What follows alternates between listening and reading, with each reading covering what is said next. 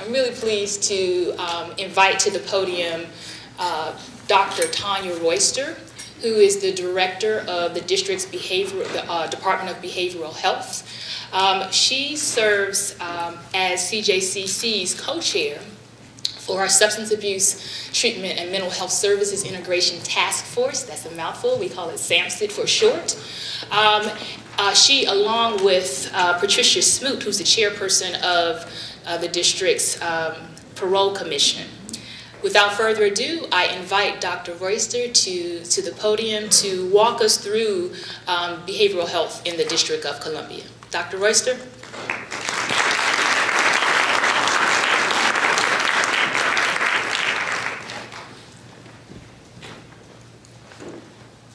Good morning, everyone. Good morning. And thank you for being here, fresh and bright-eyed and bushy-tailed. When Luis and Manon asked me to do this, I said, an hour? That's a lot of time. And then I started making slides. And I said, oh my God, I don't know if I can get through this in an hour. And so I'm going to do my best to give you a brief overview of the mental health and substance use disorders services system here in the district, and then specifically highlight some particular ways that we interact with the criminal justice system. And saving time for questions? Okay, perfect. I'd like to start with a reminder, or maybe an introduction for many of you, of what our vision is for the District of Columbia, because it's really important to us that residents know how we are here to support you. So the Department of Behavioral Health believes that the District of Columbia is a thriving community where prevention is possible and recovery from mental health and substance use disorders is the expectation. And that means with the right services and supports, people can be successful. They can not enter the criminal justice system, or if they are in that system, when they come out, they can successfully reintegrate into the community and be productive citizens. We do that by developing, managing, and overseeing a public behavioral health system that is consumer-driven, community-based, culturally sensitive, and all the things that we all strive for in our work. So what does our system look like? We actually have a very robust array of mental health and substance use disorder services. They are delivered primarily through our community-based network of providers. On the mental health side, they're often called core service agencies or specialty providers, and community-based organizations on the substance abuse side. As a department and as a government, we do operate the safety net services, which include an emergency room, mobile crisis team, and urgent care clinics. And I'll get into each one of these a little bit more. Who's eligible? The biggest thing is the first one. You must be a DC resident. And that has been one of the biggest challenges of our system, with us having borders with other states who may not have as robust mental health and substance use disorder system. Other than the DC residency, it's pretty much if you have insurance, if you don't have insurance, if you have income, if you don't have income, we don't turn anybody away. We will assess your eligibility through the Department of Human Services, and if you are able to obtain Medicaid or insurance, we will support and facilitate you getting that. And when I say we, a lot of times I'm talking about our network, not just DBH. I'll try to differentiate when it's something that DBH specifically does versus the network of people that work with us. There's also the opportunity, if you don't meet the insurance qualifications, that you may be eligible for a sliding scale. And as always, as a fall safe, there are local tax dollars to support the treatment of anyone who needs services. We do not turn anyone away. The biggest challenge, again, is establishing the DC residency. This slide is also important because when people enter the criminal justice system, sometimes other people pay for their care. And we'll talk about that more a little bit later. But if someone is mandated somewhere by the Bureau of Prisons, then the Bureau of Prisons is paying, and they may or may not use our network of providers. And so that's one of the things as a community that we're looking at. How do people get into care? So for the next few slides, you're going to see the kind of two columns, because just a few years ago, the department became integrated, and we are still working to integrate certain elements of our system. And the entry point is one of those. So for the mental health system, the primary entry point has been the Access Helpline, which is a 24-hour, 365-day-a-year toll-free number, 888-7-WE-HELP. And then I also put the actual numbers for people that prefer to see things that way. This is available 24/7, 365, as I said, and they can answer questions and talk to you. We have clinicians, we have counselors who are able to talk, even if it's like you may have Blue Cross Blue Shield, or you may have Kaiser, or you may have Aetna, and you just are trying to figure out, what should I do? Is this a problem? They can talk you through whatever that navigation issue or question is, even if you do not end up coming into our system. So we get about 70,000 calls a year, but we'd like that to be a lot more, because we know that people have questions and we know that there are needs. And if we can't provide those needs for whatever reason, we will help you connect to things that you can. Another differentiation between mental health services and substance abuse services is that mental health services can be voluntary, where a person can come in, they can request assistance or support because they feel they need it, or it can be involuntary. It can be either a person's family member or a clinician who says, according to the mental health code, this person is a danger to themselves or others, and they can be FD12. How many people have heard of FD12? Yeah. How many people like FD12, right? Oh, good. Usually people feel like it's not strong enough, we should do more, we should keep them longer, but the law, you know, we all have to follow the law. But FD12 is an opportunity for you to be detained for a short period of time so a further assessment can occur. And during that further assessment, it would be determined whether you are able to be involuntarily committed to an inpatient psychiatric hospital or not.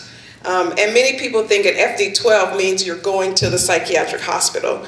What it means is you can be detained for further evaluation for a brief period of time.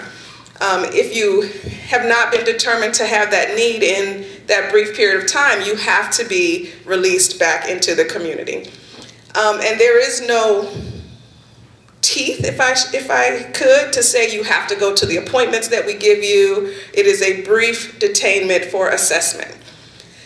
Also, there is in the district outpatient commitment.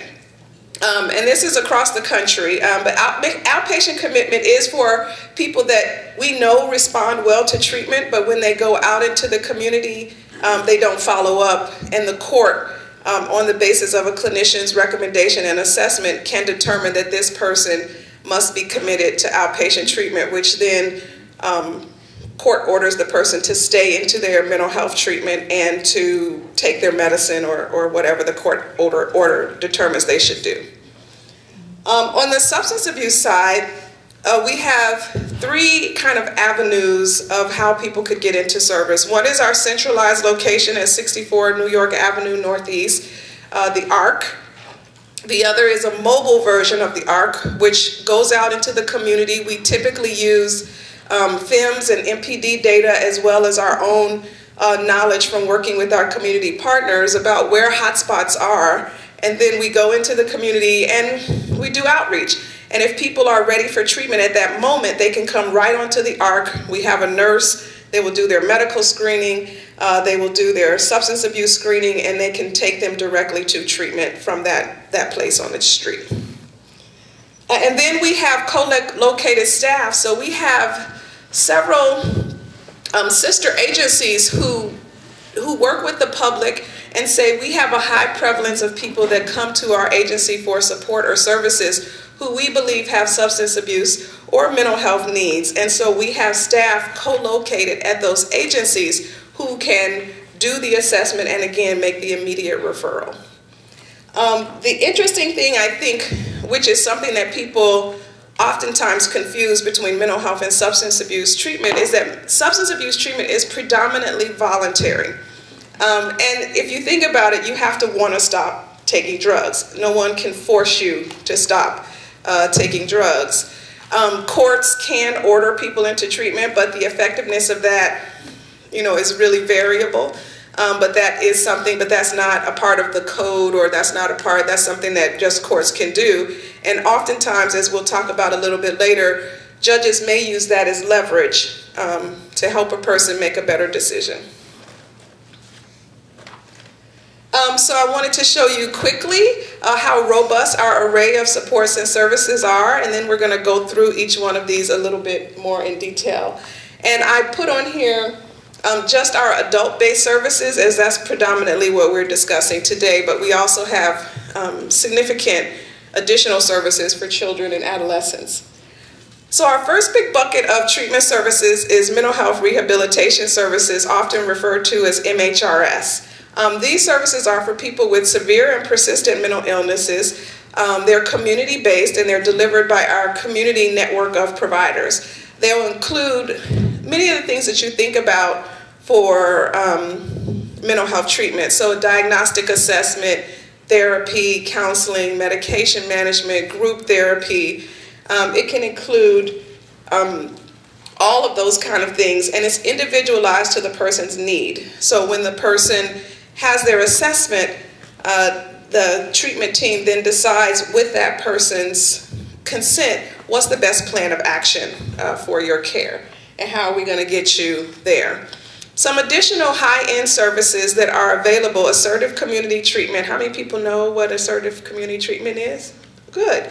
So it's a very intensive treatment where a team of people work with you in the community. They come to your location, oftentimes 4 to 5 times a week, to do whatever it takes to help you stay and be successful in the community.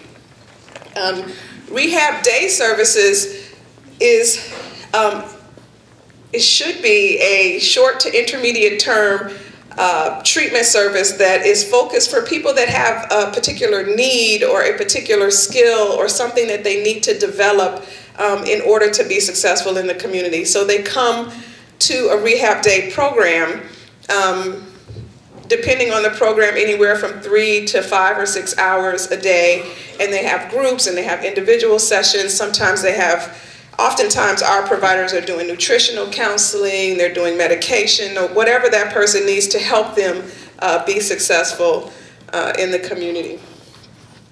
Another additional evidence-based practice that I thought was particularly important for you to know about for this population is supported employment.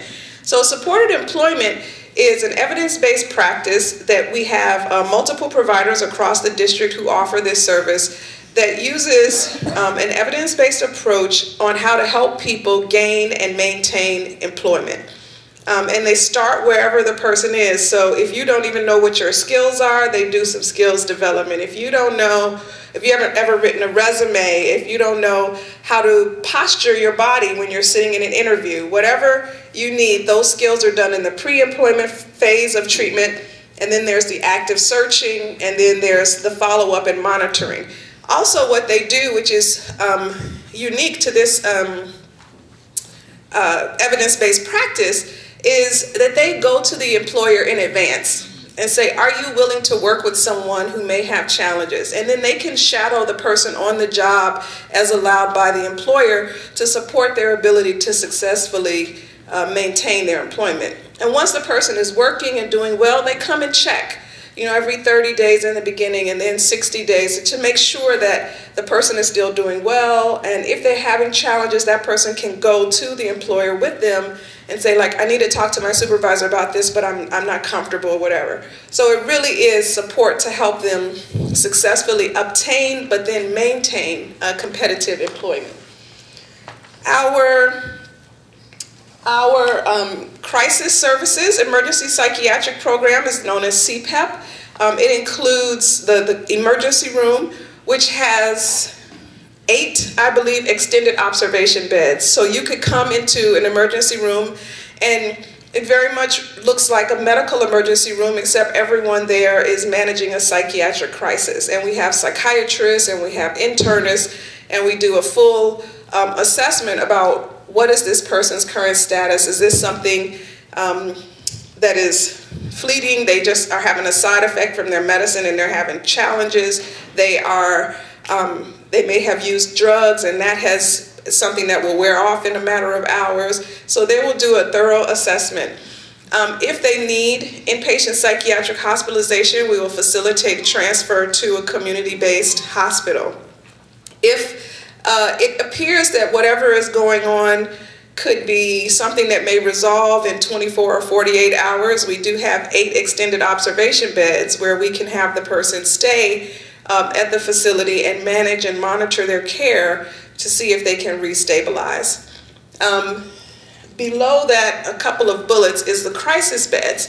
So crisis beds are located in the community, and they're really kind of an extension, if you think of it, for extended observation beds. So for up to 14 days, if an individual is experiencing some challenge or some problem that can't be quickly or immediately resolved, and it could be there's challenges in their living environment, it could be that they got off their medication, it could be any variety of things. Crisis beds are staffed with higher intensive psychiatric and nursing support, and they're short-term 14 days to help resolve that issue and get the person back to their successful living arrangements in the community. And then our homeless outreach. Homeless outreach works in conjunction with all of the other outreach programs for homeless in the city, and particularly, of course, focuses on persons who have mental illness and are homeless. And we help connect them to services and supports and other agencies who can help follow them and help them get into coordinated entry and all the other services that are available for homeless persons. And I don't have to talk about the school program.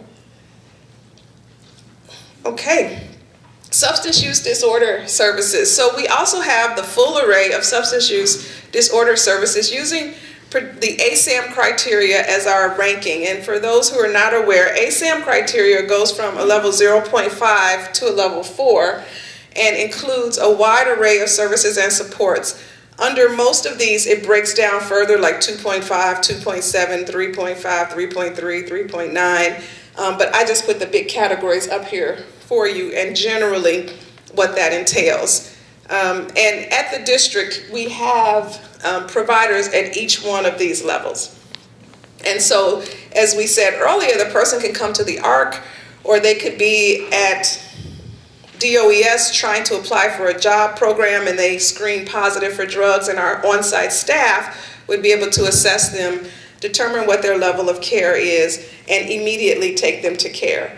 People often use the word on-demand treatment. That's what we have here in the district. We have never had a waiting list.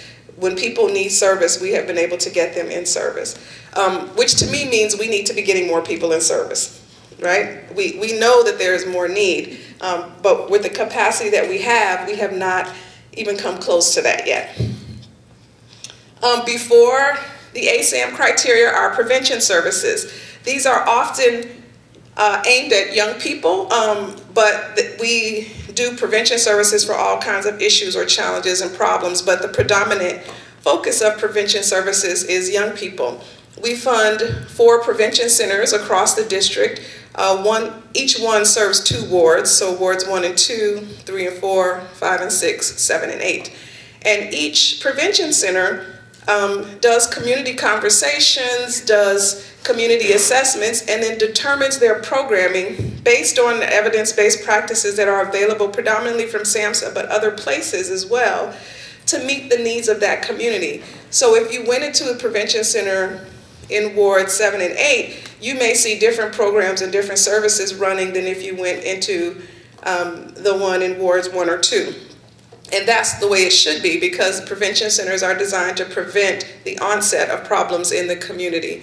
The other thing that they do very well is work with our young people to develop their leadership skills and to encourage and support other young people from getting engaged or involved in negative behaviors. And then after you go through all of those treatment services, we need you to stay in recovery. And so we also have a robust array of recovery support services, including environmental stability, which can be for up to 6 months support of helping someone live successfully in the community, and that could include rent if needed. The other thing that we often get asked about is we know that for all persons with mental illness, but particularly for persons with histories in the criminal justice system, housing is a challenge. And particularly if you have a severe mental illness or a substance abuse problem, finding housing and securing employment or just getting the services that you need so you can be successful in the community is very challenging and very difficult. So we do have, as you see here, a robust array of housing options. Could we use more? Of course, but do we have a lot? Yes, we do. So the community residential facilities are what you might most frequently think of, used to be historically called group homes. And there are IR, SRR, SR, 4 levels. I'm looking at Ms. Pullins. 4 levels of intensity so that we can meet you wherever your need is. From IR, which is intensive residential, which is for people that have medical complications and physical health challenges, as well as their mental health issues. And then the other 3 levels deal predominantly with mental health problems. And they meet you, again, where you are. The highest level has awake supervision 24 hours a day, provides meals. As you go down, it's preparing you for independence and ability to get your own apartment. We do have vouchers, and we work with the coordinated entry system and with DCHA to issue those vouchers to help people live in the community when they don't have the means to do so on their own. The goal for the DBH vouchers is that the person would eventually be able to get on maybe DCHA or another long-term voucher program, but we don't kick people off. So if you have to have a DBH voucher for 5 years because you're waiting for a Section 8 voucher, you'll have a DBH voucher for 5 years. And so that's one of the challenges. We do have turnover from year to year, but it's not, it really is variable depending on the market, depending on other programs, depending on federal designations, so many other factors. But we will support people as long as they need it. And you see here the eligibility requirements for the housing programs. Your support is provided in the community by our core service agency, so you have to be enrolled in a core service agency to document and demonstrate that you're getting that support. Now, doesn't mean you're compliant, but it means you're at least enrolled so that we know that someone is working with you and checking up on you and trying to get you the help that you need.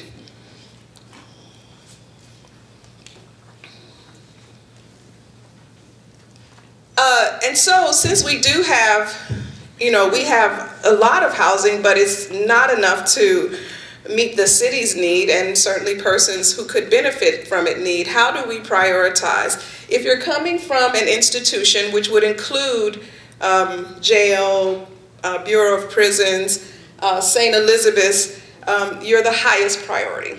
So if we get your application, and we have been trying to develop strategies to improve our coordination before people come out of Bureau of Prison so that we can be ready when they get here. It depends on how far away they are, how successful we are at that, but we're continuing to make strides at that. If you're stepping down, so if you're in the SRR and you're ready to go to an SR or an SRO, then that's a priority for us because then we make space at the top again. And then finally, if you're homeless, living on the streets or in a shelter, that's a higher priority.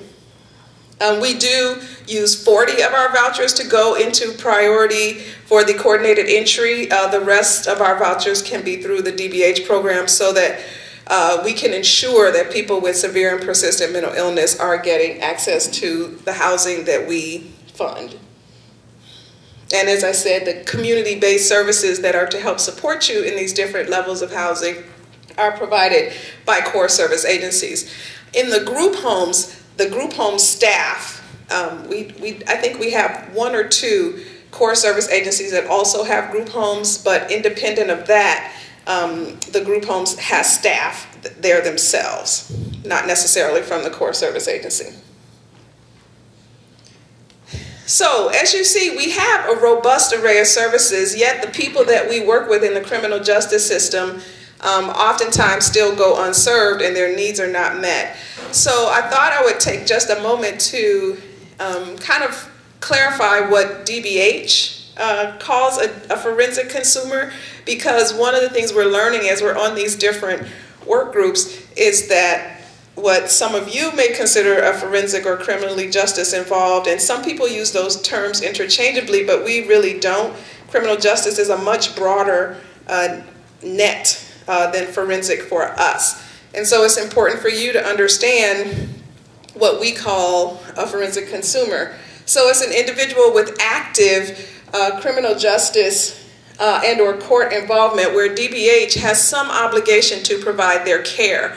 The Mental Health Code and other statutes remand people to the care of the government, and in this government it's the Department of Behavioral Health.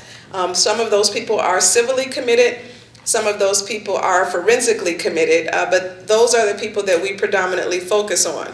So if you are in CSOSA and you're on probation and they're managing your care, you are involved in the criminal justice system, but you may not be a DBH forensic consumer. Is that clear? So there are so many different agencies, particularly in the district, some local, some federal, and they all have different mandates and they all have different individuals and consumers that they work with. And some of them there's overlap and some of them there are not.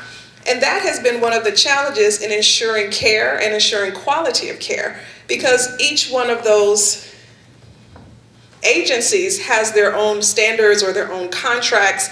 And we've been trying to begin to think about how might we unify some of that so we can ensure that wherever a person goes to get their mental health care, if they're in the criminal justice system, we know these same minimum standards and minimal quality will be met.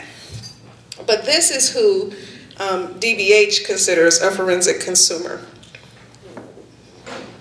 How many people have heard of sequential intercept model? Good. So I will just give a brief kind of discussion. The sequential intercept model is a way of looking at where and how people interact with the criminal justice system. And that's important for the mental health system because those are opportunities, right? So the sequential intercept model has been all around the country a model that criminal justice and mental health systems have used to figure out how do we catch people at any opportunity that we can. And so it is broadly defined into 5 buckets of intercepts. And the first one is law enforcement and emergency services, and you can think of that as pre-arrest, before the person has had any challenges or problems or is officially arrested. The second is initial detention and the initial court involvement. So you come to the police station and you get arrested. And then there's this period of time before things actually ramp up in the court system, right? Sometimes your first court date might be 6 weeks away or 3 months away. You'll have an arraignment, but before you really get heavily involved in the court system. And then the third intercept is the jails or the courts and that ongoing process. Fourth is reentry, and then the fifth is the community corrections or community support, which is predominantly the parole and probation period. And so this is what, you can't see it, of course you can never see these graphics, right? But this basically says what I just said. And it kind of shows the different opportunities to interact. And we're very proud and excited at DBH with the launch of our new pre-arrest diversion program this spring. We will have opportunities to intervene at every intercept in the criminal justice system. And we will have the opportunity to provide services and supports. And this was our one gap, and we're filling that gap. We're starting with a pilot in Starburst Plaza. And our goal, as you see, is to have officers select or identify individuals who are at low risk or have certain types of crimes that they have committed that we know are repeat offenders because of their mental illness or substance use disorders, and offer them the opportunity to engage in treatment rather than be arrested. So we're very excited for the pilot to get started, and we're also very excited that this fills that gap, and we now can say we have services and supports at every point along the intercepts of criminal justice involvement. Intercept 1 is law, or that was, so this is more Intercept 1, gotcha, yeah. Intercept 1, the other things that we do, which we're actively involved in and also very proud of, are the CIO officer training program. Has anyone heard or interacted with a CIO officer? Yes, Kelly has, yeah. So the CI officer training program is a training program that DBH has in collaboration with the Metropolitan Police Department, where we train officers. We train, I believe, 5 to 6 classes a year of 30 officers to learn about mental illness, to learn how to intervene if a person who has a mental illness or a substance use disorder is presenting in an erratic way or is involved in something. The officers are specifically trained to work with these people, de-escalate the situation, prevent harm or injury to the person or the officer, and hopefully prevent arrest. And we have had this program in place for about 10 years now, and it has been working very well. Only in 4% of the cases where a crisis intervention officer is involved is an arrest made, which means the other time the person is able to get treatment, situation is de-escalated, and it's much safer for the officer and the resident. So we're very proud of that program. We also do training at the police academy during the recruits training period. So we touch every officer that enters the force, and then we do specialized training on several hundred officers. And we right now have over 800 active CIO officers on the streets, or MPD does, and we're proud to call them partners. Intercept 2 is that initial detention and initial court hearings. And there are a couple of different ways that we interact with them. We actually won a grant last year, and we have been working with MPD to develop a screening tool that officers can use. So this is a person that the officer has brought to the station and has determined that there will be an arrest. But that's still an opportunity to intervene. In the past, the first opportunity to intervene would have been at court when the judge had questions about the person's ability to participate in the trial, which is their competency screening, or their restoration services, which DBH provides.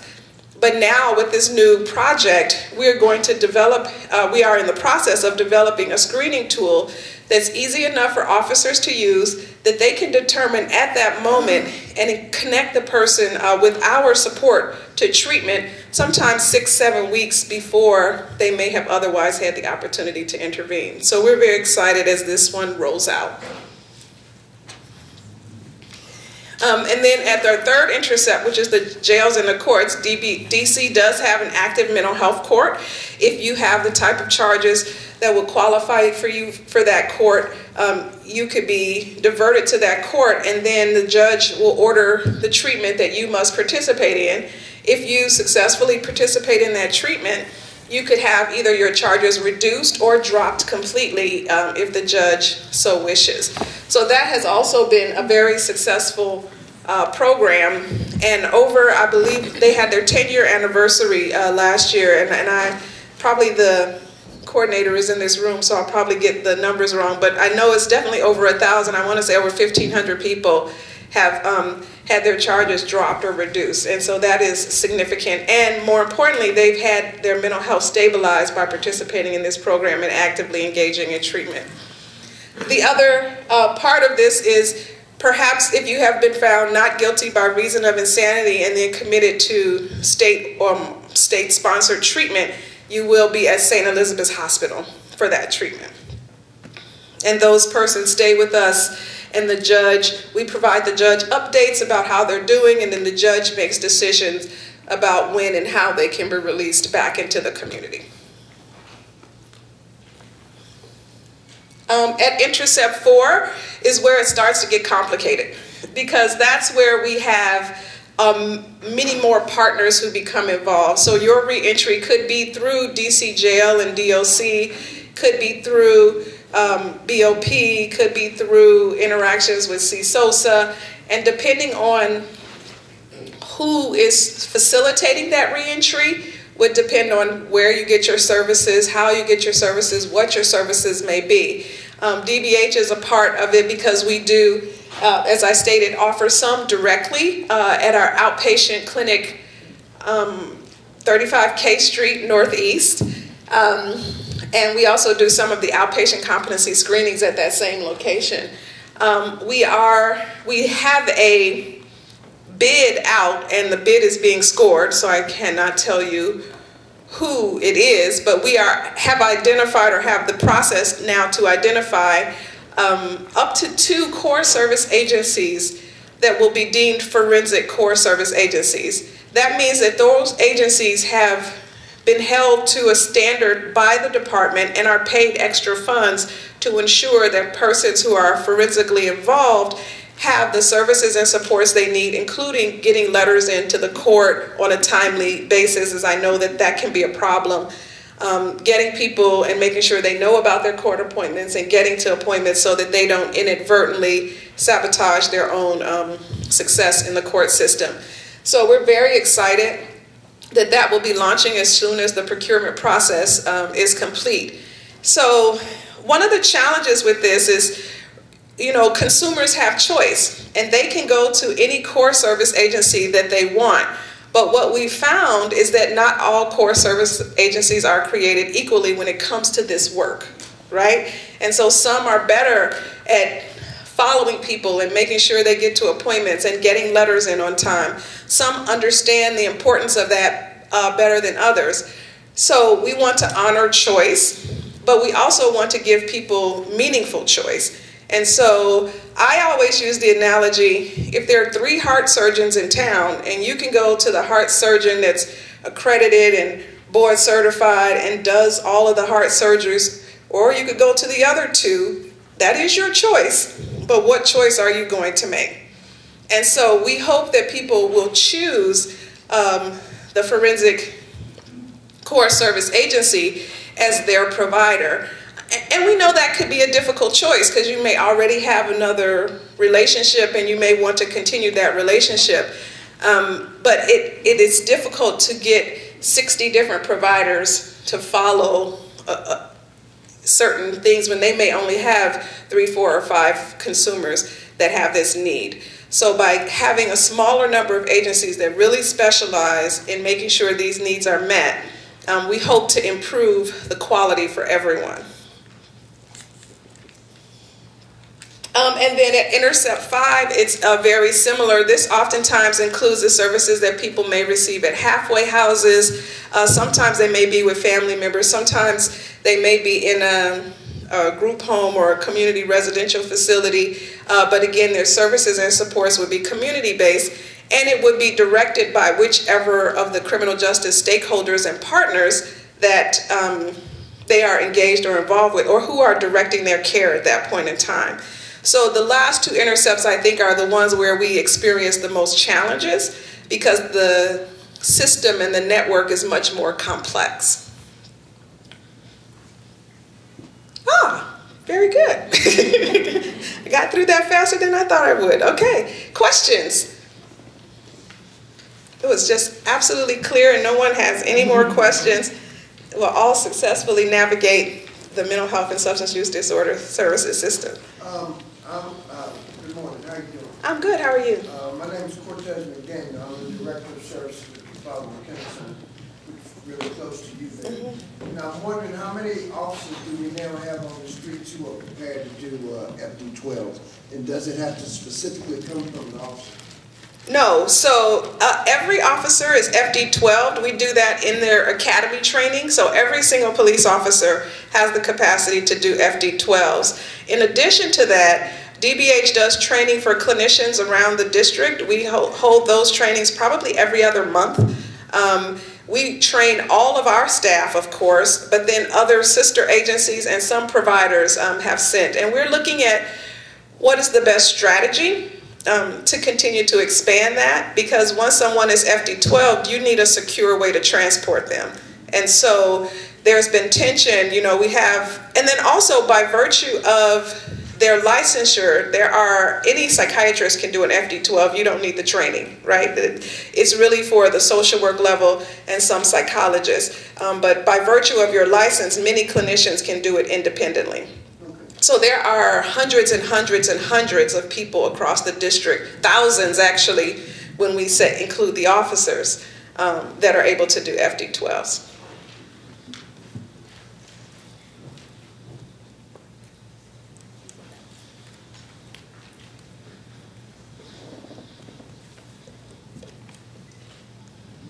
Good morning. Good morning. Hi, I'm Michelle Bonner from Corrections Information Council. And you mentioned some of the challenges of helping people who are coming home from the Bureau of Prisons access the DBH housing vouchers. Could you just go into a little bit more in terms of how do you identify those who are in need of those vouchers who are in the Bureau of Prisons, or how those persons become connected to DBH for those vouchers? Yes, so the question, everybody heard the question, how do people, particularly who are coming from the Bureau of Prisons, particularly for those who are far away, and those are some of the most challenging ones. Typically it's a case-by-case basis. We're contacted by BOP or CSOSA, somebody that's involved in that person's care, and saying, this is someone we'd like to try to coordinate with you. Oftentimes people who come from BOP are going to halfway houses, so that could be an intermediary step where we could then more easily connect because they're located here in the district. But when they're in other parts of the country, we've been trying to figure out strategies like video conferencing. How do we do the assessment and the interview, and we call it a level of care assessment, to determine what level of housing they would be suitable and appropriate for. And so all of those things have to be done. And it's more challenging when they're not here in the district. When they get back here in the district, we try as quickly as possible to work with whoever refers them to us to help get them connected. But as you know, with a voucher, that's like a check to go. You still have to go find an apartment. The apartment has to be inspected. And so it is not a solution that you can come straight from BOP into an apartment, because you have to find the apartment. You have to sign the lease. You have to, you know, there are certain things that people can support around you, but in the end, you have to be there to do certain of the things. And so it is a challenge because of the distance, but we're working really on a case-by-case basis to try to streamline and minimize and support people's ability to get into housing as quickly as possible.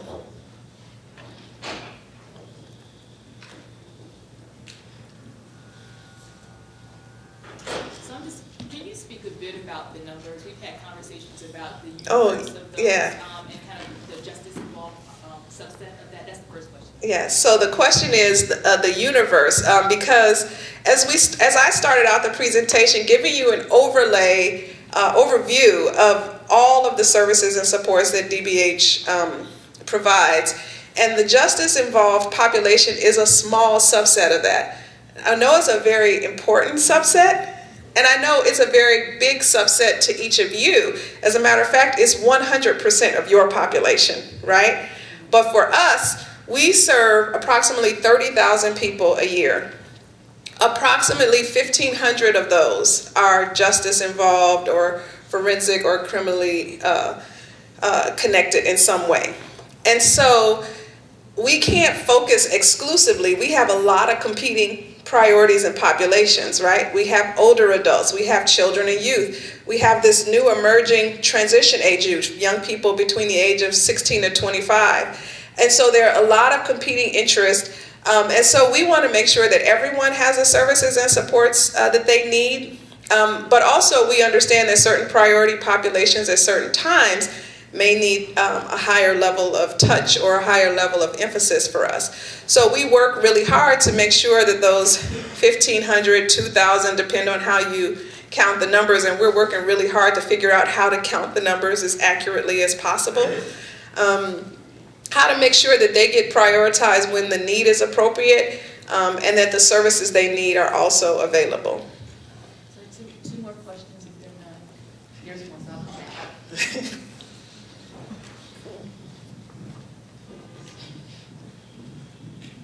I appreciate what you're saying about housing. There are, of course, many people who have been looking for housing for years, who are in the mental health system and, of course, the criminal justice system. Are there any new ways that you're looking at to get the housing that you're so optimistic about? Optimistic about success, because we know when we provide the right services and supports, people can be successful. But the way that I would answer that question is, we are not trying to be a housing agency, right? We have housing agencies in the district, and we have housing developers in the district, and we have a government agency that develops affordable housing. And so what we want to do is prioritize the most vulnerable and then connect people to all of the other options. We're a part of a system and support of housing that the district offers. Even with that, people would say it's never going to be enough, but certainly our goal is to support people's ability, and that is a requirement for our core service agencies, to make sure that people are connected to as many different housing options as they can. The coordinated entry process has made that easier because that helps articulate to all the different housing, but it is based on vulnerability. And so we are looking at how come sometimes people that we think are very vulnerable don't rise to the top of that list, right? So we're looking at, does there need to be another factor, or does there need to be another scale that we're missing? But that's also why DBH doesn't put all of our vouchers in that system. We have a certain number of vouchers that we dedicate to that system, and then we continue to use our processes to continue to make sure that if people don't rise up in that system, they still have another option to be able to get housing outside of coordinated entry. So it is complex, and it is challenging, and it is a priority-based system. And we do hope that we get to the point where everyone has the housing that they need, but we're certainly not there yet today. Hey, good morning, Dr. Royster. Good morning, council member. I had a question around, the NEAR Act requires a partnership with NPD and DBH for a new pre-arrest diversion program. Mm-hmm. And that's scheduled to launch in April. Mm-hmm. Wanted to ask if you could share a little more about how that partnership is working and what you expect of that launch, and if you could address, in the hearing on the auditor's report about 2 weeks ago, they expressed some reservations around the capacity to be able to implement it the way that we all hope and intend. I want to have you speak a little bit about that as well. Yes, thank you for asking the question. We're actually briefing your staff tomorrow, you will hear much more details about it, but we're very excited, and Kelly O'Meara, who is one of the Metropolitan Police Department partners who's been working with us on this project, and the Department of Human Services, as you stated, we're going to be launching in Starburst Plaza. We're going to be looking at individuals that the police officers, they tell us they know the individuals who repeatedly, low-level crimes, things that are more public nuisances, that if they were engaged in services, if they had housing, they would be much less likely to be in these situations. So DBH will have staff who will go out and see these individuals, and they will be given the opportunity by MPD to avoid arrest if they engage with DBH. Then we will follow them. We will connect them to community services if they need us to drive them to community services. If they need us to connect them to housing with DHS, they're a partner and they have reserved resources to make sure that these individuals, we can break the cycle and we can prevent them from being rearrested or reincarcerated. And so we're very excited. We are scheduled to launch very, very soon. We have our project director, we have our job descriptions, we have our FTEs, we are in the hiring process. So we're very excited for this to launch very soon, and we will follow them, I don't think I said this, at least 6 months, because it's not just about giving you an appointment and making sure that, oh, we can feel good about the fact that we gave you an appointment. These individuals have been given appointments many, many times in the past. So it's a meaningful connection to the community. The other piece for us that continues to be innovative, and we took a lot of lessons learned from other jurisdictions around the country that are already doing this or are starting to get up programs to do this. We have a significant number of peers, people who have successfully navigated their mental health challenges or the criminal justice system to be lead supports for these individuals and to follow them for at least 6 months to make sure that their connection to care is meaningful and that they are actively engaged and they are starting to work their recovery process. We believe that that's about 6 months, but if it takes 9 months or a year, we're going to do it until we get it right. So in this first 6 months, we're going to start in one area of the district that we know has this problem concentrated, and then we'll take the lessons learned from that and figure out how do we expand out further to other parts of the city. Good morning. My name is Katina Palmer. Oh, I'm sorry. I didn't answer the piece about capacity. It's right there. So we know that, all core service agencies are not created equal, but we are looking and reaching out to core service agencies to ask their ability, interest in working with these individuals. And of course, people have choice, and we talked about that a little bit earlier, but we would highly recommend that they consider choosing one of the core service agencies that we know have better success to this, including the new forensic core service agency that'll be named when that procurement process is complete. So we believe that there is capacity and that the community can provide the needs. They have been doing it, and that they need some additional support, which is what this program offers, and the forensic core service agency will provide additional funds to a couple of core service agencies to be able to ensure that they have the resources to make sure these people have their needs met. Now there was a question over here. Sorry. Okay. So what I would like to know, one, with the forensic core service agencies that you're referencing, will there be specific health insurances that are accepted in order to utilize those particular agencies? And then two, with the shift in the core services agencies that have closed, will there be those coming to replace those in the future? Yes.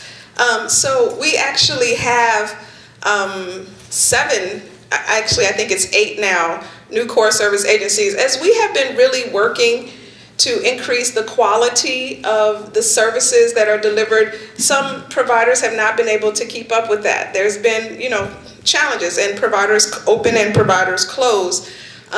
So we, about 9 or 10 months ago, began the process of recruiting new core service agencies. And so we already have 8 new core service agencies on board, so people have more choice. Many of them have already been doing some kind of health service in the district. There's only a couple that are completely new to the district. But we're working with them very closely to make sure that they understand our service array, that they understand what our expectations are, and we're really making sure that they transition successfully into being able to serve consumers. So there are plenty of options for consumers in the district to get their core service agency supports and services from. I forgot the first part of your question. The first part is related to the type of insurance. Oh, yes. So all of our providers accept Medicaid, and then many of them also have agreements with other insurance companies. And so they may also accept Blue Cross Blue Shield. They may also accept Aetna. As you know, Kaiser kind of has their own thing. But many of our providers have agreements, all of them pretty much have agreements with the MCOs. And so most of them take most insurances that are available in the district. Yes, it would apply. That was the question. Would it apply to the forensic core service agency? Yes. And, if CSOSO or BOP, when they're doing their contracting, if they want to engage that provider, that would probably be, good as well. Then you can make sure that every option that's available is available to every forensic consumer. Maybe, I don't know how many more, 1 or 2 more. Good morning, Dr. Ross. Good morning. You touched on the fact that y'all will be utilizing peer-certified specialists. Could you expound a little more about their background and how you're engaging with them otherwise? Absolutely. So I'm very proud. One of the tenets that I have pushed and amplified throughout my career, no matter what jurisdiction I have worked in, is the importance of peers. I'm a psychiatrist. I think psychiatrists and psychologists and professionals are great, but I also know the value of the lived experience in helping somebody move from point A to point B. And sometimes just that relatability, that person's ability to cut right through the BS, quite frankly. I've heard peers talk to peers in just very plain language, if I shall say, and really talk about getting engaged and if you want to get your life on track. But you can't necessarily just do that just because you have a good heart. So we have a program, a training program that certifies peer specialists to ensure that they have learned the right ways, the right values, that they can also take care of themselves because they themselves are in recovery from mental health or substance abuse problems. And so we want to make sure that as they engage with others, they don't do secondary trauma or secondary harm to themselves. And so they have I use the word robust a lot, but I think we have a lot of really good things going on here. The training program is 8 weeks long. There's 4 weeks of curriculum and then 4 weeks of an internship. And then they graduate. And we have trained over, I want to say 150 certified peer specialists, and 75% of them are actively engaged in the workforce at this point. So they have value to any team, no matter what kind of work you're doing, with families, with youth, with persons in the criminal justice system, with people who have been homeless. The value, and this has just over and over been documented in the literature. And so we have, every new program that we develop, we try to write in a component for peer work as large as possible because it works, it's effective, and it helps people move to the point of recovery.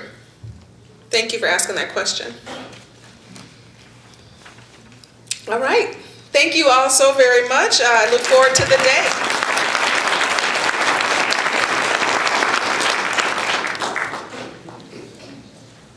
Thank you so much, Dr. Royster, for starting us off and really providing the lay of the land that we needed for today's summit. Before I invite our next set of panelists up, I wanted to acknowledge a few folks in the room.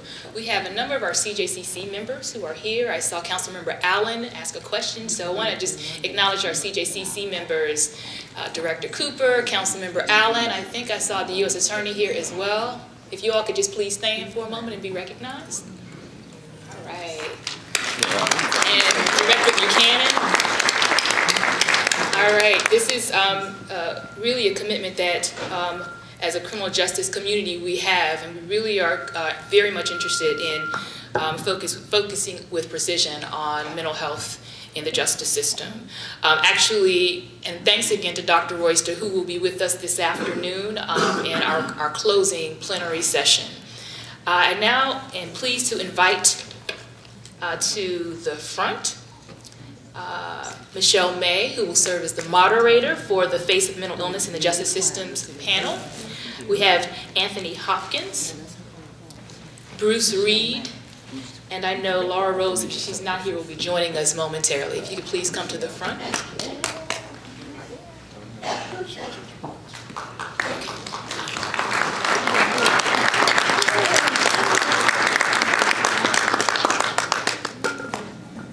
And I also think I just understood, I was tapped that we have Chief Judge Morin is here as well. Could you please be acknowledged? The Chief. Thank you, Chief. Okay, so without further ado, I'm going to turn the mic over to Michelle. Thanks so much, Michelle. Good to see you. Good to see you. Okay, hi everybody. So I worked at the Department of Behavioral Health up until about 2 years ago for a fairly long period of time, and it's nice to be back and see this terrific family. I probably know 75% of the people in this room very closely, so I'm very proud to stand before you today and sort of help continue to work through these issues for the district. This panel is really one of the most important panels we may have today in some ways, because it's why we're here, it's why we do this work, and it's really going to serve to give us that personal face of what we're doing on a day-to-day basis. It's very easy for us to talk about ACT services and housing services and sort of forget that slots actually equate to the personal experience of people who are in the system. So our first panelist is Anthony Hopkins, who brings to us his own personal experience in this arena, not only as a person with some lived experience, but also as a member of our community who's born and raised here, and as a member of the faith-based community. So I'm going to go ahead and turn things over to Anthony. Good morning, people. How y'all doing? Good morning. Y'all don't sound like it. How y'all doing? Good morning. I usually stand up when I talk, but I can't. Kind of tall, y'all. I'm like being confined. First of all, I want to say thank you, Dr. Royster, because she introduced me for real. Everything that she talked about this morning was about me. You know, I was incarcerated, substance abuse user. I had mental issues. And when Brother Khalid called and asked me to do this, and he explained to me what it was about, I jumped for joy, because it's not often that people call you to ask you to tell your story to help other people. The only time I was called was to go in my cell, or to go in front of the judge, or to go to solitary confinement, or somebody came and knocked on my door to go cop them some drugs. So, to tell you a little bit about myself, as she said, I was born and raised in Washington, D.C. I was born and raised here, lived here all my life. As a child, I played every major sport there was: basketball, football, baseball, boxing, all that. But coming up, you know, when you have things going on with you that you don't understand and nobody else understands, it's a problem. You know, and I found out later in life that I had mental issues at birth, because my mother had mental issues. You know, she didn't know what was going on, so she couldn't inform me what was going on. You know, I grew up in Southeast, over there off Texas Avenue. I'm sure some of y'all are familiar with that area. And it was not a bad area. You know, but again, when you don't know what's going on with you, you try to subdue what you don't understand. You try to run from what you don't understand. And I didn't understand why somebody stayed in my head telling me to do unfamiliar things, which I learned later was called hearing voices. You know, to fast forward a little bit, as I got into middle school, you know, being the only child, being fatherless, the basic black child situation. I'm sorry, but it is what it is. You have a single parent. You know, in my day and time, the majority of child that was growing up was raised by a single parent. You know, so as I got older, I still loved sports, I loved school, but things in my head was telling me that's not what I'm supposed to do. And I didn't have any guidelines or anybody giving me any guidelines to do anything different.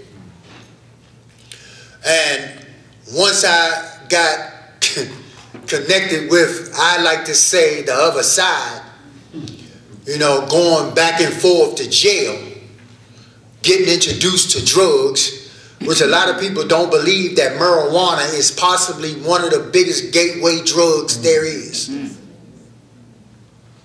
I'm telling you from experience, it don't affect everybody like that, but the majority it does, because once you get immune to marijuana, you need something stronger if you haven't dealt with the problem that you're facing. So I started off with marijuana, moved to PCP, then moved to cocaine. You know, so as that time went on, my voice is heightened because if you don't fix something that's broken, it gets worse. So my voices just got intense. And I thought it was mainly from the drug induced. So I said, if I stop using drugs, I stop hearing voices, but it didn't work like that. So I went back and forth. A good buddy of mine, which his name is Corn Knight, that runs the Hope Foundation, has a saying that my life was a revolving door.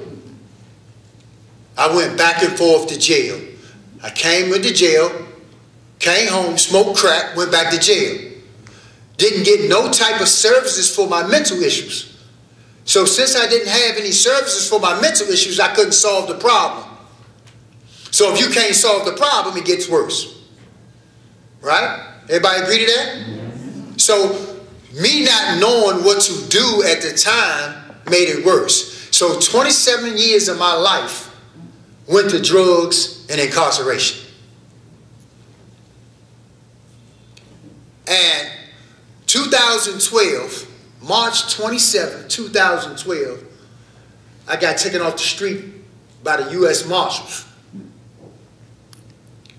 Parole board C. Sosa found it credible for me to say, well, you didn't catch another charge. It seems to us that you have a drug problem. But once I got into RSAT, which was over CTF, I realized that even though at 18 I was already diagnosed with paranoid schizophrenic manic depressive, but it wasn't stressed to me that I had to do things to subdue that. So I went on and went on and went on. Went to RSAT, did 6 months over there, and I realized that C. Sosa is not to blame for me coming back and forth to jail. The judges is not to blame for me coming back to jail. My poor attorney representative is not the cause of me coming back and forth to jail. The district attorney is not my fault for coming back and forth to jail. It's my fault for coming back and forth to jail. Because no matter how much help C. Sosa give you, how much help DBH give you, and so on and so on, you have to be able to look in the mirror and say, I don't want to do this anymore. You know, so today, with by the grace of God, and to thank Dr. Royce and Miss Lightfoot, Miss Shamika Cole, people like that in my life, they helped me to be where I am today. I'm a certified peer specialist out of the class of 2015.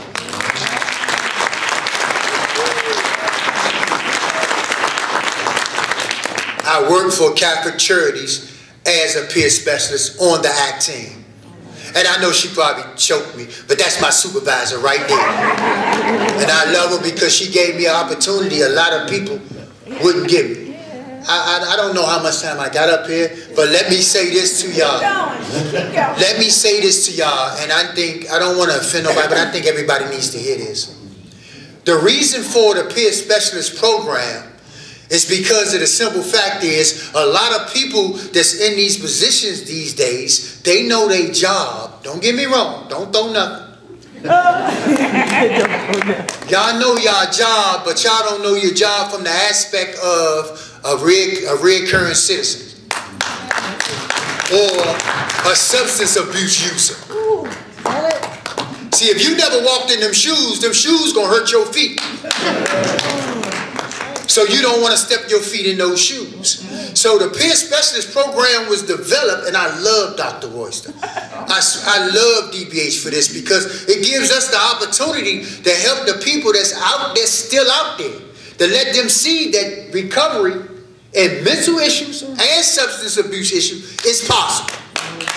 Because if I stand up here after 27 years of usage and tell you I got 6 years clean, I got a job that's making some money. I'm making a little money.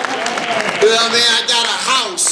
You know, I got vehicles. I'm a basketball coach. I'm a deacon at my church. I'm a youth minister at my church. It ain't had nothing to do with, but somebody gave me a chance. Because a lot of people, everybody say, why people come out of jail and go back in? Because they already have in their mind when they get ready to come out of jail that they're going to come back. Because nobody's going to give them a job. Nobody's going to give them a job. You have a felony. They don't wait to see how far the felony is, what the felony is for. They don't wait to see what the charge consists of. To see a lot of charges got these names that make them sound worse than what they are. Now don't get me wrong. If a person did a crime that's hideous or whatever, they should be punished. Don't get me wrong. I'm not asking for y'all to just to let people go. This world will be chaotic. But in the words of Medea, everybody need a second chance. So y'all have to take time and evaluate the individual. You know, his charge is not going to work for you. His charge is not, or her charge is not doing the job for you. The individual is doing the job for you. So you have to investigate the individual. And DBH did stack my resume. They got certifications. They teach you how, because I ain't had no resume. The only thing I can put in my resume that I stripped floors in Lawton facility. But now I'm a first, I can diagnose people far as I can hold a person calm until the psychiatrist get there. Dual diagnosis certification. I even know how to do CPR. See, y'all would think that's something small to y'all. But to a recovering addict or a reoccurring citizen or a person with mental issues, you know, and we do self-care. And I love y'all for giving me an opportunity to be here today. Brother Khalid, I appreciate you. DBH, thank you. And all you people that's giving y'all reoccurring citizens jobs, thank you. Because y'all gonna make this world better, because it's gonna stop some of the next people from committing those crimes. You know, because if somebody can stand there and tell me, if somebody could have told me all them years ago that it gets better because I've been there, not because it can't get no worse. No, it gets better because look at me. I walk that walk. I've been there. I've used drugs. I have mental issues. And that's what we need. So every provider in here should have a certified peer specialist. I'm promoting certified peer specialist. Yes, I am. Y'all can get me later. I love y'all. Thank y'all.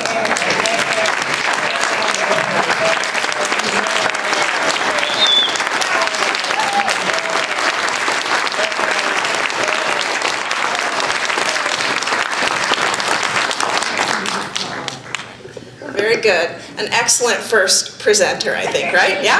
Yeah. All right. All right. So think of questions, because we got to use them while we got them here today, right? Yeah. Okay. All right. So next speaker will be Bruce Reed. Bruce works at Department of Corrections at the mental health unit of the DC jail. He's been there for so long, I can't remember a time when he was not there, right? So we're going to have him come up now and talk about the folks he serves there. Okay?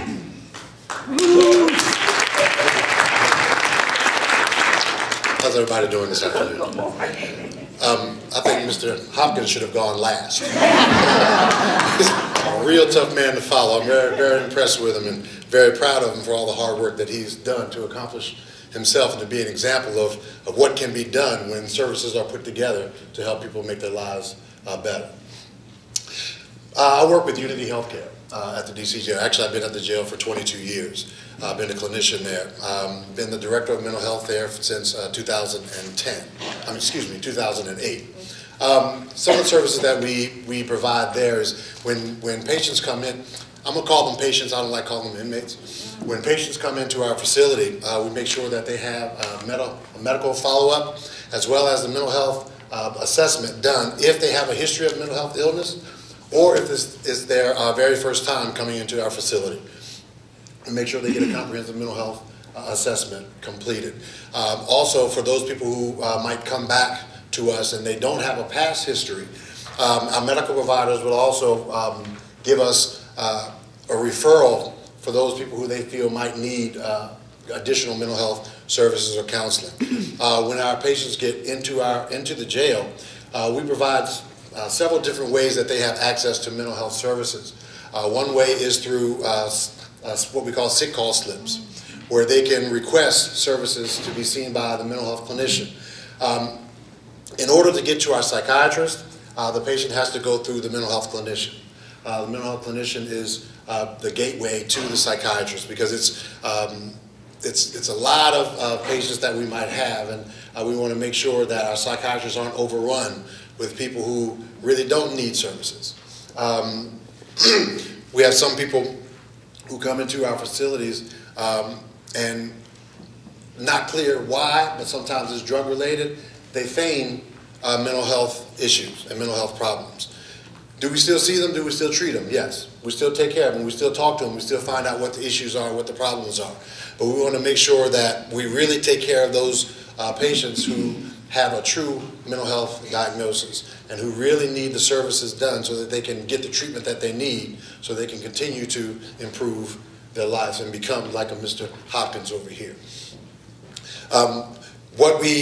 What we attempt to do to our best is to make sure that there's a great connectivity while we're in the jail with our correctional officers, our correctional staff, as well as with the Department of Behavioral Health, because we have 3 wonderful liaisons that work at the jail with us there, as well as working with DOC social workers who are also now a part of the mental health team at the jail.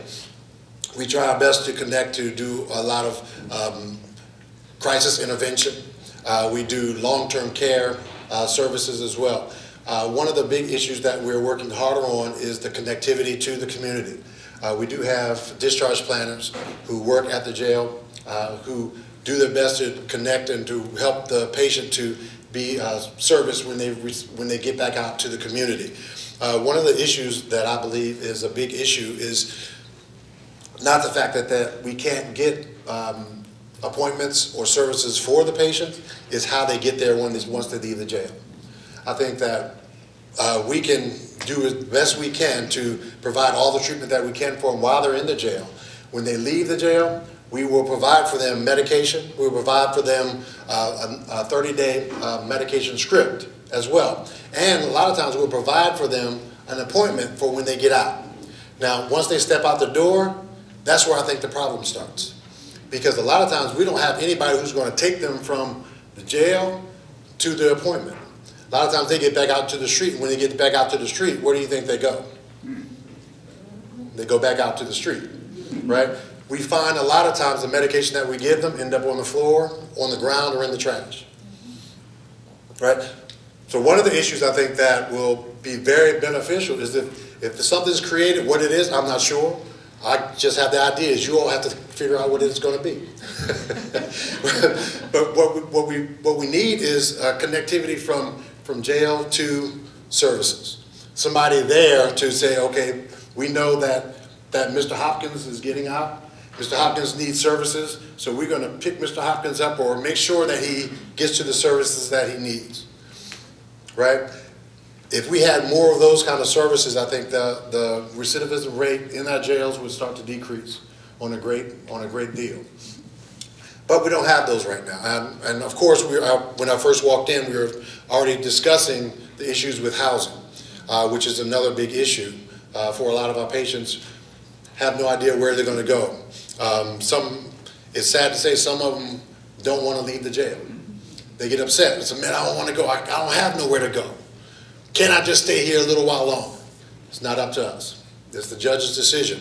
So a lot of times they don't have a place to go. And that's an issue for our patients, because when you're dealing with a mental illness, when you're dealing with the substance abuse issues, when you're dealing with personal family issues, and then you're just thrown back out into the street, what's the first step that you think they'll take? Right? They'll go right back to what they know. And what they know is what led them to the jail in the first place, right? So we attempt to do the best we can to provide the services that are necessary to help them to take care of themselves. We want to do the best we can to give them the information so they can take care of themselves. We don't want to just be their therapists, their psychiatrists, their counselors while they're in jail.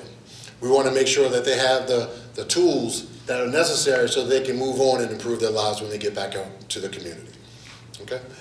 Thank you very much. I'm not as dynamic as I'm being here, but I really appreciate it. Thank you.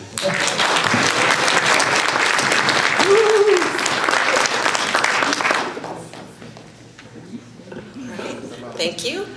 Okay, so our third speaker is Laura Rose with Public Defender Service, and she too has been in this role very, very, very long time, a very strong advocate for people. I've worked with her a lot, and I'm very pleased to introduce her.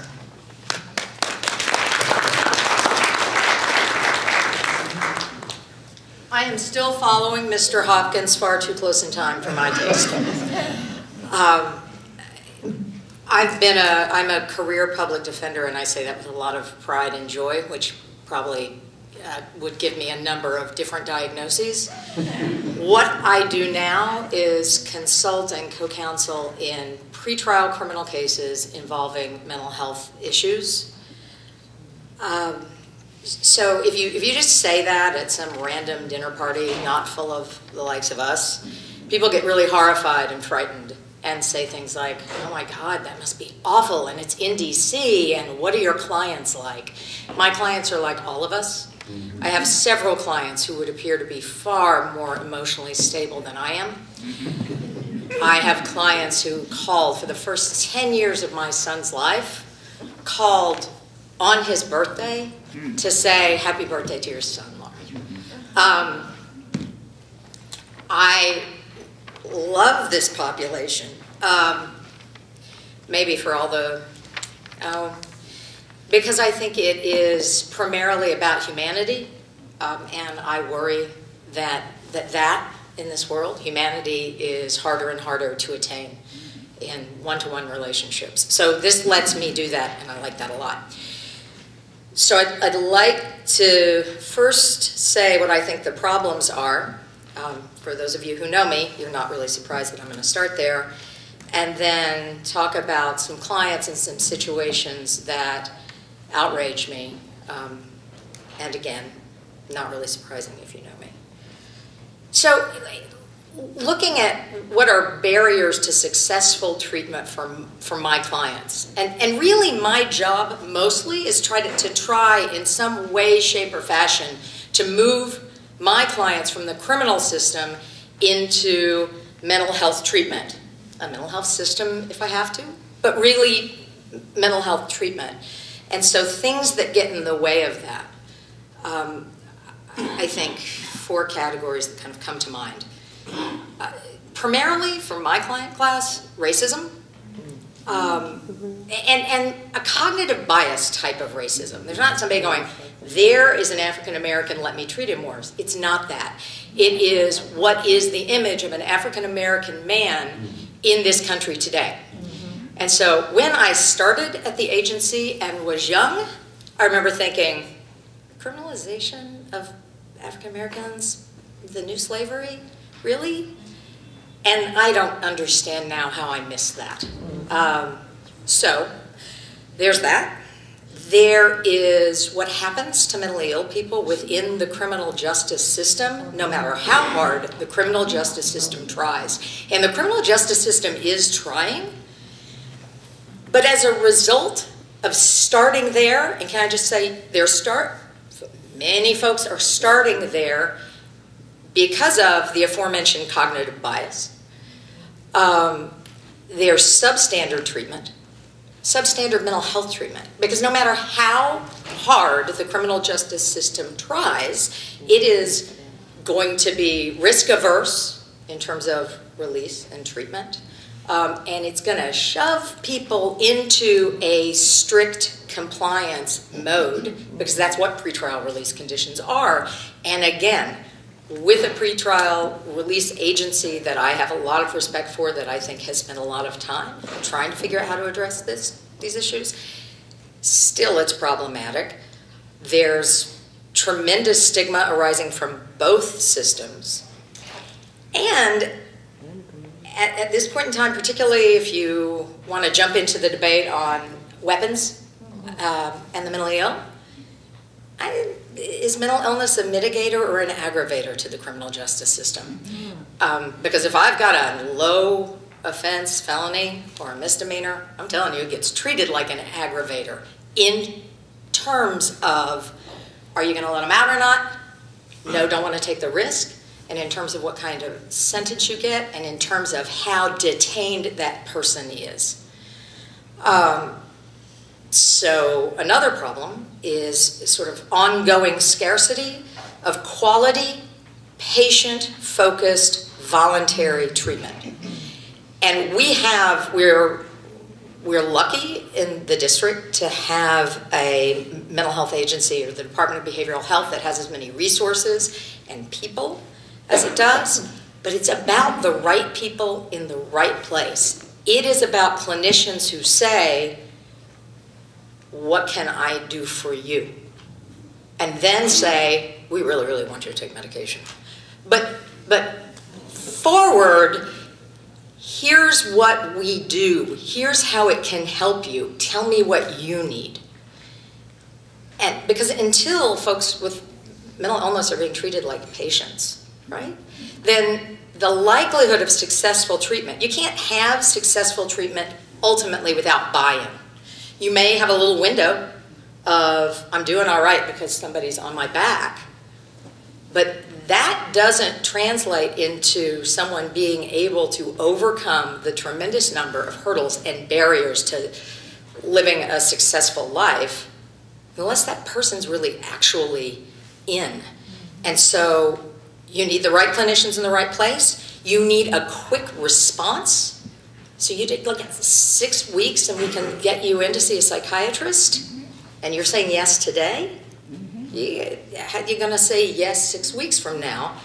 And I think a focus on voluntary treatment. And it's interesting, once you're in the criminal justice system, it's really hard to receive sort of voluntary treatment. What Mr. Hopkins says, and again, I'm sort of reluctant to bring his name up because he did this so much better than I'm going to, about whose fault it is that you go back and forth to jail. And I respect and appreciate personal responsibility that he's taking, and there is a tremendous truth in that. But it is the system's fault for many, many, many people that they're starting at the jail. And as soon as you do that, this is not helpful for the outcome that we all want. This isn't helpful for public safety, and it's actually not a terribly civilized way to treat human beings with a medical ailment. So I think the answer to this, because now I feel compelled to be a little bit optimistic, is something that, as best I can tell, all participants in the system agree about. The answer to this is diversion at as many points as we can, right? Because what's happening right now is there is, for every, well, hold on a minute. When I say everyone agrees, let me be clear. I believe everyone agrees that people who are charged with a crime that is actually A, a misdemeanor, and B, a symptom of their mental illness, no one really thinks they should be charged with a crime and go through the criminal justice system and have somebody raise competency to stand trial and then have them be held for 2, 4, 6, 8 months using a bed that the St. Elizabeth needs for somebody else, all to land at a civil commitment, which is where it could have started. So anytime an officer is stopping somebody who appears to be experiencing active symptoms of mental illness, they are making a decision. Do I offer this person voluntary treatment? And in fairness to the officers, I'm not sure how they would do that. So that isn't really currently available, except for some officers who kind of know the world and could do that. But it's kind of not on their list of how do I proceed. They could FD12 somebody and take them to CPEP to sort of start civil commitment proceedings, or they can arrest them and charge them with a misdemeanor. And then when that decision gets made, let's let the criminal justice system address this spitting case. Then the U.S. Attorney's Office is making a decision to charge that case. And then the U.S. Attorney's Office may or may not make a decision, and the client may or may not make a decision to enter into our misdemeanor mental health diversion program. So we have 2 mental health courts. One is a true diversion program for misdemeanors, and the other is an amended sentencing agreement which is available for very, very few felonies. We have one of the most limited felony diversion programs or felony mental health courts in the country. Dallas, Texas, for heaven's sake, allows more charges. San Francisco allows virtually all charges. The San Francisco program is run by their public defender, just saying. Florida, Miami also has a much broader mental health court, which was initiated by a judge who was a, say it with me, public defender. So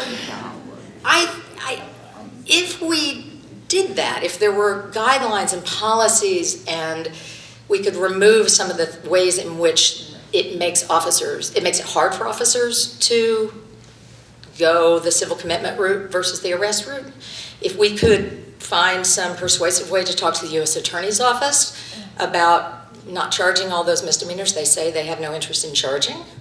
But it's really creating a process at papering where they, like, just knowing that that is a box they can check and send the case that way.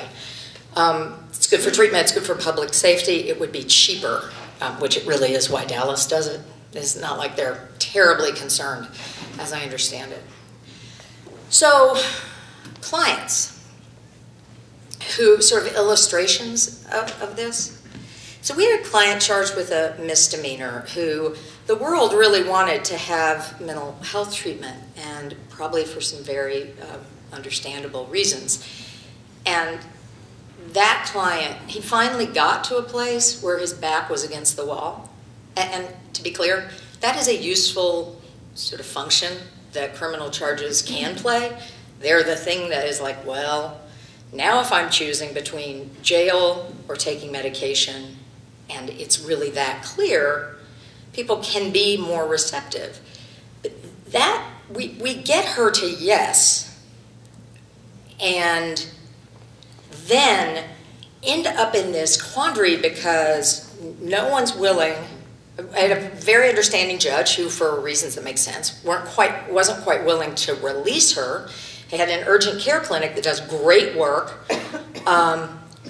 They were willing to see her, and then I think then the barrier was writing a script that could be filled before she or as she got out. It was like sort of that simple. It was the inability of urgent care to provide meds, and they were caught between the jail. I'm sure we called Bruce about 1,000 times saying, can we? And it also involved a weekend, and for any of you who know what happens with those kind of things over the weekend. So it ended up working, but it was far more work than it should have been. And if what we were doing is just referring to a core service agency, it would have been wait 6 weeks to see a psychiatrist. That's not workable, right? So props to the urgent care clinic, who have frequently been very, very responsive and very compassionate. And so the way I could contrast the way that client's probation officer talked about her decision to take meds, like, so what, I'll believe it when I see it, versus the clinicians in the urgent care clinic. And that's not because the probation officer is trying to come from a bad place. It's because the probation officer was a probation officer, right, in their mental health unit. But the clinicians at urgent care have done voluntary treatment, and they're like, now's the moment. Doesn't matter, we have to break the rules. We need to suck her in while she's here. Another remarkably outrageous to me situation was a client who had spent about 57 years on the planet without ever telling anyone that he heard voices, and had self-medicated for years and years and years. And he chose to stay at St. Elizabeth's for months longer than he had to, so that he could leave to an apartment and in decent clinical shape. We made a decision not to ask for a transfer to a different core service agency that we knew would be better at providing resources, because he had a housing voucher with this one, and we did not want to undergo a change during sort of a transitional period. Lawyers trying to be clinicians. So he, first, like here's one little unnecessary barrier. While he's choosing voluntarily to stay there, I end up having to go to a treatment team meeting because his ward administrator doesn't want to release him to go home on family visits. And so I said, he's here voluntarily. I'm sorry, why are you trying to make him sign it? Like, really? Like, accommodate him. He's basically doing what you want, so work with him. Give him a 2-hour pass, it seemed, but which, to the ward administrator's credit, I don't think she thought about it. And so she absolutely did. He stays, he gets an apartment, falls somewhat deeply into self-medicating with a core service agency that doesn't come track people down to try to keep them engaged. And he ends up calling his social worker with our office and asking for help getting into residential treatment. It took the urgent care clinic and our office, I think, 2 weeks overall to get him in treatment. He didn't have an active prescription. We waited for the case manager. We waited for an appointment with the psychiatrist. And this is someone who could sort of pass without being on antipsychotics. But he needed a fresh prescription. And it took him twice as long as anyone else to complete the necessary forms. And his case manager wouldn't pick him up and bring him, and didn't tell me he wouldn't, so we end up sending our investigator every day. That client had to make a decision to go into residential treatment for 10 working days in a row. And so the urgent care clinic and I were both like, what if he doesn't make the same decision? And for me, it's like I'm putting him out there saying he's going to do it, and so when he changes his mind, that's going to be a problem. But he eventually got in a 30-day program. And it's hard to find anything longer than a 30-day program. And so 30 days kind of wasn't enough, and we're trying to get him in a much, much longer program. But like, for anybody who's been around, like, do you remember 2-year residential programs, Betsy? You can't. And like, if you ask us to predict how he was going to do after 30 days, it would be like, there's no way. You can't undo a lifetime in 30 days, even if you really, really want to. And so that's problematic. I have another client who was detained for a long time, and it sort of also illustrates the point. A client was detained on a criminal matter and then on an immigration hold, and left the immigration hold and enrolled without anyone telling him to. And this is also someone who his symptoms are not immediately apparent. Enrolled and was assigned to a core service agency and went for 4 months and never received assistance getting him set up with benefits, assistance in acquiring a ID necessary for benefits, any type of housing, any type of real guidance about how to make do. So he burned out. So that person has just shown up and said, help me. And in the 4 months didn't see a psychiatrist. And so saw a PA. So got one script, and then what happens with somebody who's been untreated, who needs antipsychotics, who's now burned out, right? It leaves that person in a really compromised state to then deal with what the criminal justice system wants from him, right? And I'm not sure how to blame it to treatment providers, and I am not judging the difficulty of dealing either with my clients or just that work. Case management work seems like the hardest thing ever. But there are tremendous consequences, right? You've got someone who his back's going to have to be up. Something really bad's going to have to happen if we can't actually sort of earn his trust, right? I trusted him and nothing happened. So, again, the right people at the right time would make a difference in his ability to succeed. The other is a client who I met the very first week I was at the Public Defender Service. Criminal client for a long, long time. Never really ended up convicted of anything serious. There were allegations of drug dealing. Quit drug dealing and became addicted and became beat up a lot. He was due in court for something and left me a message where you could hardly understand him because he really had been jumped and beaten by folks I think he owed money to, saying, I'm in the hospital, I'm not going to make it in court, I'm really sorry, can you tell the judge, blah, blah, blah. And then I go to the office and I get 2 messages. I get that one from him, and then the second message from him was, oh, Laura, it's your birthday, I'm really sorry, happy birthday. It's like, really? You could see my birthday through your hospital bed? So that client then went through a period of just misdemeanor possession charges. And then when I started when I transferred to the mental health division of our agency, which was then located, our office was located on the St. Elizabeth's grounds, he was there.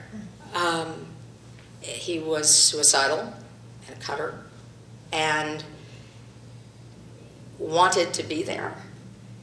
And I had but no one was forcing him to be there, and I cannot tell you how hard it was to try to get him services there voluntarily.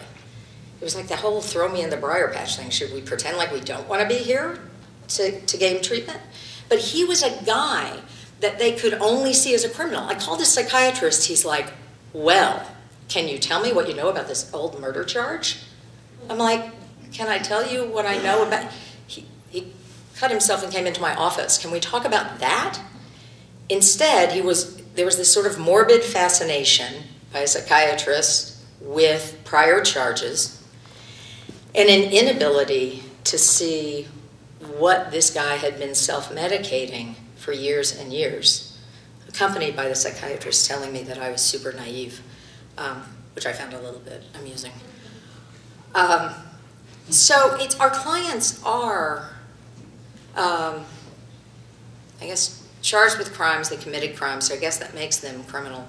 But you can be criminal and mentally ill. And you can be schizophrenic and a trauma survivor. Right? We don't have, in general, non-comorbid clients. And the world is not sort of treating comorbidity. And when people choose, they tend to choose criminal. So the choice can have really horrible consequences. I had a client who, when medicated, was delightful, and when not medicated, was exceedingly difficult to talk to. And the system kept arresting him on misdemeanors, which would come and go and come and go. They never tried to civilly commit him. That client would have been the most compliant civil committee, because when there was an order over his head, he really responded. I mean, that's just who he was. I don't know how you're supposed to know who those people are in advance, but in 6 months, it was pretty clear to me that that's who he was. But instead, I think something happens, like when an officer stops somebody and looks, and the arrest history is what's in front of their face, then that's the box you get put in. The same thing's true with a client of mine who actually ultimately has epilepsy but presents as sort of psychotic. Again, been arrested a whole bunch of times. Very rarely, if ever, does anyone try to civilly commit him, where an order for ongoing treatment would ultimately serve him better. So, I mean, I guess my other sort of implicit cognitive bias situation that I just found sort of fascinating. I have a couple of clients who've never done PCP. Well, I have a number of clients who've never done PCP. That's not what I mean. I have a couple of folks who've never done PCP whose records say they do PCP. And so one was a woman who was arrested and appeared to be floridly psychotic with no history, and we couldn't figure it out for a long time. And they asked her whether or not she used PCP, and she both said no, and like she said no probably in 8 responses, and then there's one entry that indicated she'd said yes. She tested negative for PCP, and the negative PCP results tend to be accurate, and had no history of use. Huge history of alcohol abuse. She's an African American woman. No one asked her about her drinking. Her presentation was very consistent with delirium. And there's nobody going, well, she's an African American woman, I'm not going to ask her about alcohol. It's not that, right? It's just, oh, PCP. I have an Irish uncle who landed in a psych hospital in a different jurisdiction, and they couldn't stop asking, who actually said Irish uncle drank very, very little. And his psychiatrist just kept saying, well, you sure he's not drinking behind the family's back? Because he's an Irish white guy, which is, but it's the same thing, right? The other client who, I mean, had a family member who didn't want to believe that he was schizophrenic, who said, you know, I guess drugs, I guess PCP. That guy's medical record uses PCP.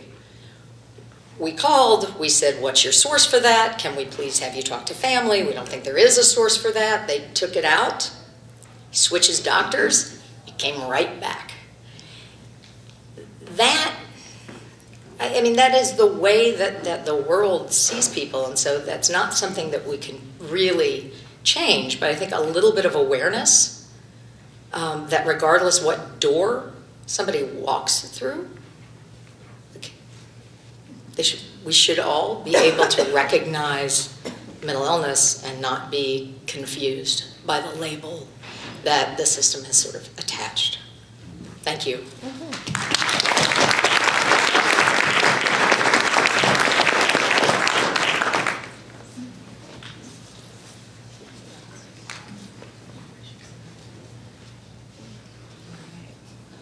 All right, so we have such a great group here. I gotta watch my time.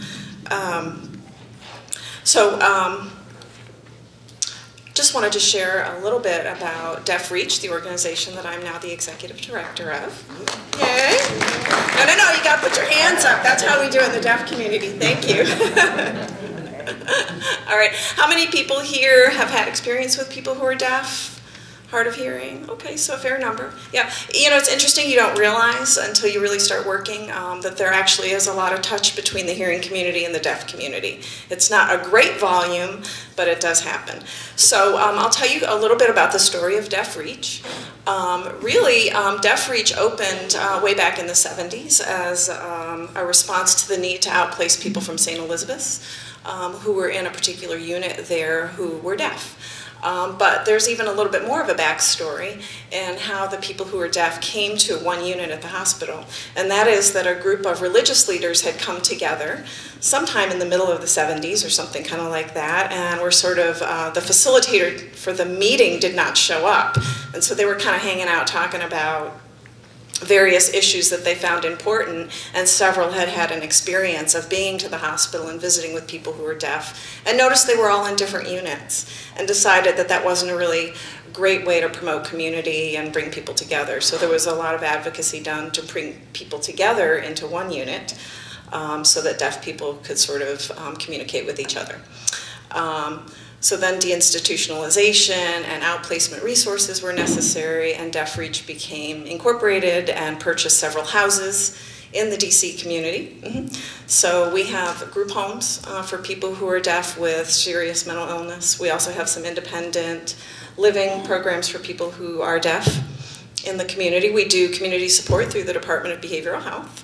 I'm pointing to Dr. Royster, although she's not here right now, but she was over there.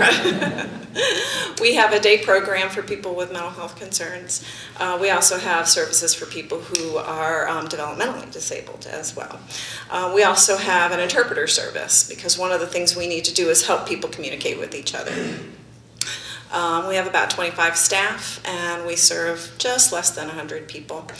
The deaf community is it's really a lovely community, and it's sort of the perfect place for me, since I'm from Rochester, New York, and we had many deaf people there.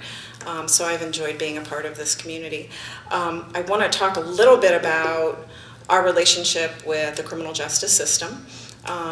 Metropolitan Police Department has a unit of officers who are sign capable, and so they're part of our family. The deaf community is a family. It's a tight-knit community, and so it's wonderful to have a relationship with MPD in which they are a part of our community. They do more than a lot of other officers in DC. They come and bring pizza and sodas to other folks that we serve. They really do more activities like that with our members than anything else. So we're very happy to have that. If we have an issue going on with somebody who's been violating the law, or if they have a serious mental health crisis occurring, we sort of put a plan together as a team, as opposed to have some situation happen that's not carefully monitored, so that we make sure we have a good outcome. So that partnership is critical. I think Kelly is here somewhere. There she is, yeah. So really kudos. It's really quite unique, I think, across the country, not only to have an agency like Deaf Reach, but to have a relationship with the police department that works that way. We also have started a relationship with DC Superior Court, in which we serve as a place for mandatory volunteer service for deaf people who have community service hours. And so we've been very pleased to sort of launch that in the last couple of months. I did want to put a face to some of the situations that we deal with at Deaf Reach, because communication is such a huge issue, and many of the services that you saw listed through the Department of Behavioral Health and other things that we've heard today are not necessarily very language capable for my population, right? And so that's something that is quite a struggle for us often. Deaf people have a wide range of abilities to communicate. Not everybody uses American Sign Language. Many people, especially older folks, were not raised to use ASL, so they have just a few signs that they're able to use. So the staff that I have, who have been on our staff for many years, know they're very specific, person-centered signs in a way that really no interpreter will ever understand. In addition, sign language interpreters have the ability to sign, but also need the ability to receive and understand what the person is saying to them. So the amount of miscommunication that happens is pretty huge. And that impacts assessment, that impacts the understanding in the criminal justice system of what happened and what we need to do about it. It impacts our ability to provide medical services to people. We had someone hospitalized not long ago, and we did end up having to provide 24-hour staffing to that person because his signs were so specific, and the interpreters were not able to understand what he was saying. And every time we tried to push the call button and a nurse said, "Hi, can I help you?" I knew that I would not be able to leave this gentleman unattended for any period of time. So we opted to staff it and have him supported by our specific staff 24/7. We're now working and trying to outplace someone from a prison who has tremendous need. He's civilly committed. He spent 15 years in the system for attempting to commit suicide. We are trying to figure out how to assign him to the highest level of care within the system that is also language capable for his needs. We have housing for him with our agency, but that just sort of gives you a sense of some of the struggles we go through to try to support the same kind of people we're talking about today. So hopefully that helps you with a little bit of what we do at DeafReach. So I gotta stop because we gotta take a couple of questions. So thanks for listening to me and our panel.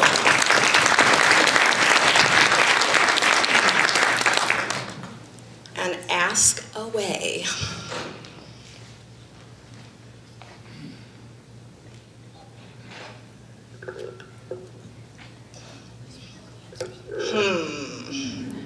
That's weird.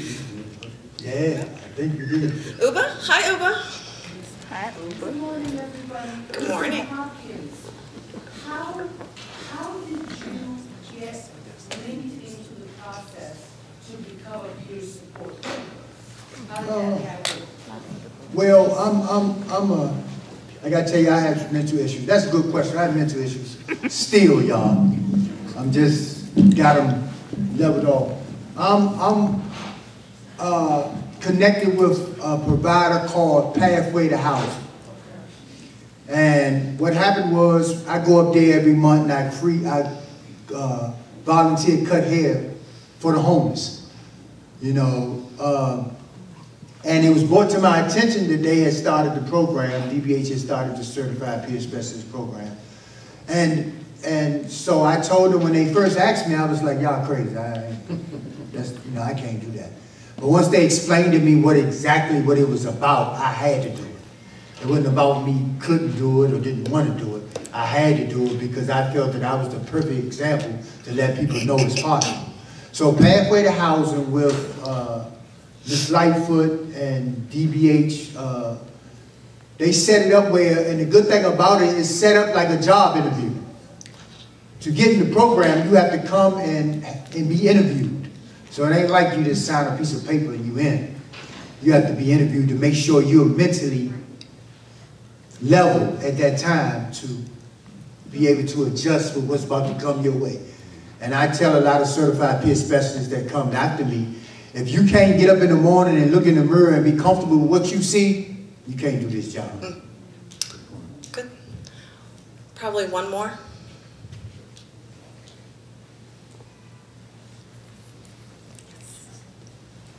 Yes, I want to ask a question to Mr. Reed. Yes.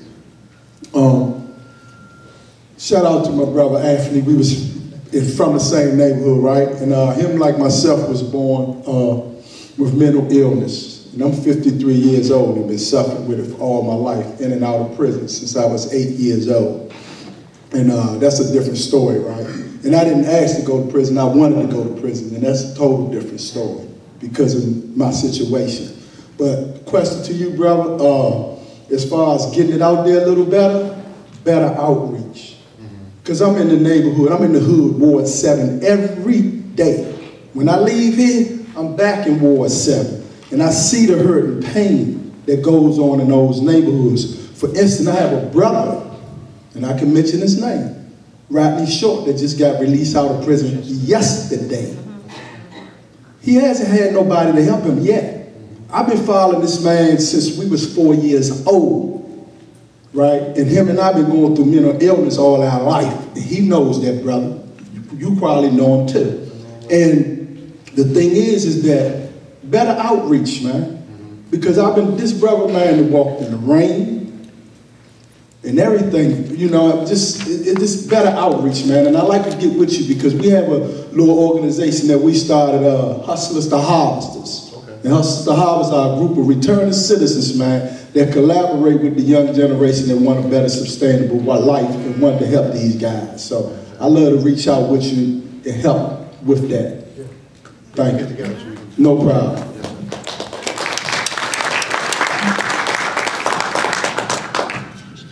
All right, so our panel is finished. Thank you all for your interest in listening to us. And hopefully we'll have another good panel shortly.